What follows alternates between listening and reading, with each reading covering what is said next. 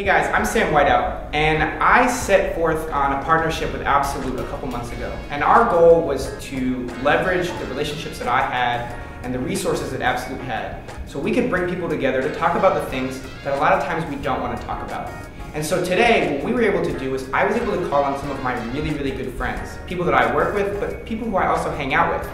And our goal was to set an example, to show you the kinds of conversations that we have all the time, but that aren't always public facing. So I hope that you can use this as a guide. We go from talking about Beyonce to Trump to Black Panther to fashion to teasing each other about stuff that happened years ago. But the whole point is that it's all in an environment that is diverse, is inclusive, and is equitable. So thanks for watching.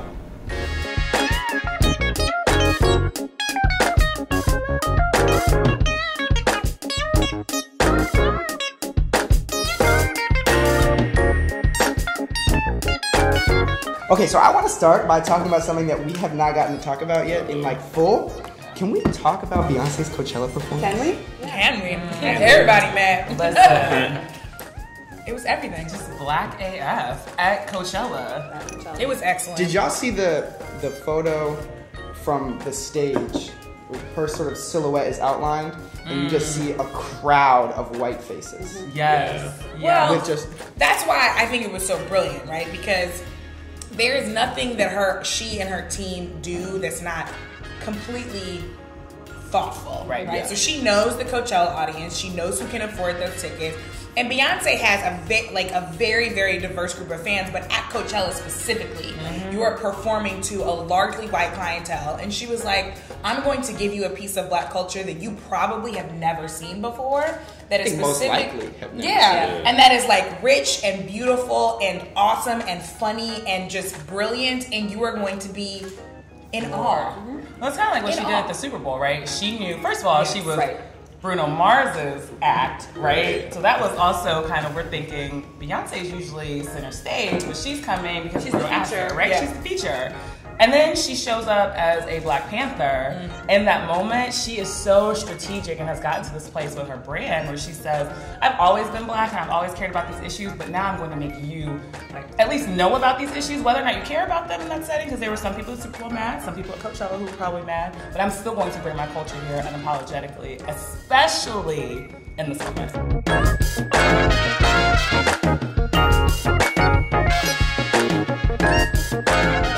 Don't have trust in people that once they get into those rooms that they're going to bring people with them. That's right. Well, then the entire premise has crumbled, right? Right. Yeah. And so I think about that in my work because, like, I think about this, right?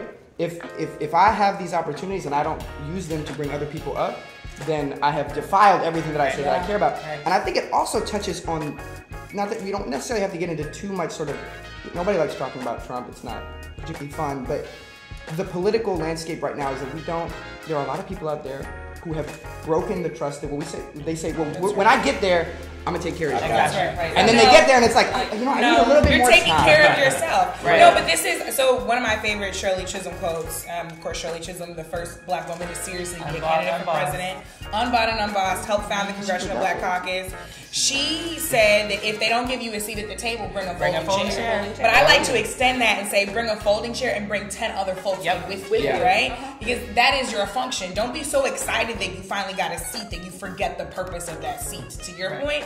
But yeah, if you are not maintaining the trust that brought you in the room in the first place, then like, why are you there? Move over, get out of the way, and like make room for somebody who's actually going to make change. And it's also like you don't want to, because in the work that I do in the women's space, it is very hard sometimes to see yourself as a woman of color. And oftentimes I'll find myself at tables as the only woman of color or as the only young woman.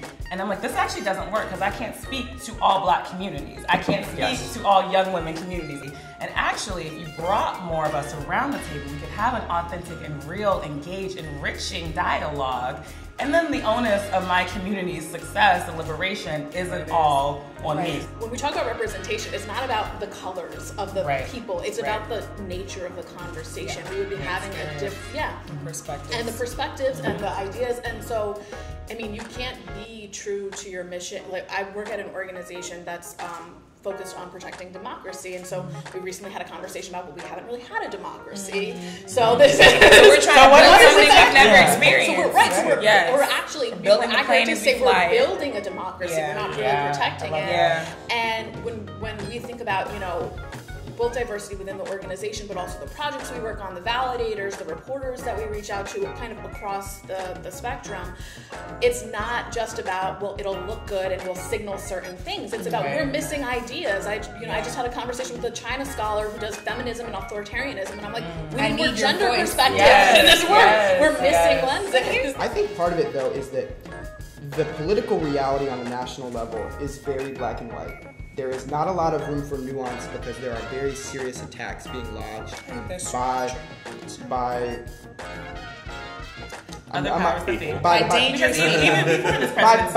people who are being deliberate. Yes. And the deliberate attacks that are being lodged create a dynamic where nuance becomes a luxury.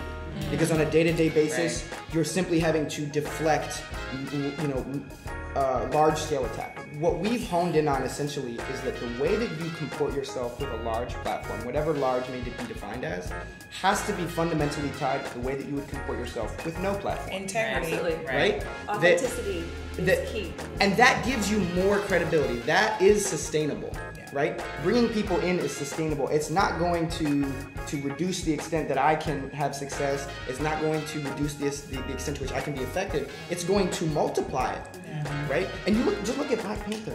I mean, like, imagine if people realized the gazillion other times it was proven that telling non-white stories authentically makes a fuckload of money. Come on. It does. But you know what? Here's interesting. Worldwide. I brought that. Worldwide. I brought up Black Panther on a panel when they were asking us. It's interesting. It was a panel called The Social Millennial. We were talking about social media, millennial activism, all this stuff, and they were asking why and the work to liberate Black folks in the United States. We hadn't been talking about the councilwoman in Brazil who was assassinated, things that are going on the continent, and I said, actually, I want to push back because thanks to social media, we are having this global Black conversation, and thanks to Black Panther, and the room started laughing. I said, hold on, pop culture plays a critical role in shifting culture, which is some of the Black work that culture I do. in pop culture. Black culture in pop culture, right? Because Black culture has always informed pop culture. Black culture has pop culture. And I was like, so Wakanda is a figment of our imagination. We know it is on the continent, but everyone belongs to it, and that reminded us that this Black experience is global. And I think because of Black Panther, we will see more of the connection to the struggles that are happening in other countries. Absolutely. And fortunately, they eventually got it because I had to unpack those conversations, right? Because I think us at this table, we understand that culture is shifted through pop culture, through entertainment, because that's we do that work and we use that as a tool. But for folks who don't get it, like I get questions all the time, like, why are you in LA once a month all the time? And I'm thinking, you know, the reason that you got so used to seeing same-sex couples on TV because of Ellen, because of Will and Grace, right? Now we're having a different policy conversation. Right? And that goes back to the trust. It goes back to the trust because you have given every reason in the world for people to trust that you will use those tools appropriately. I think the other thing that we've touched on a lot is a lot of what we've talked about takes a lot of time. It does. Right?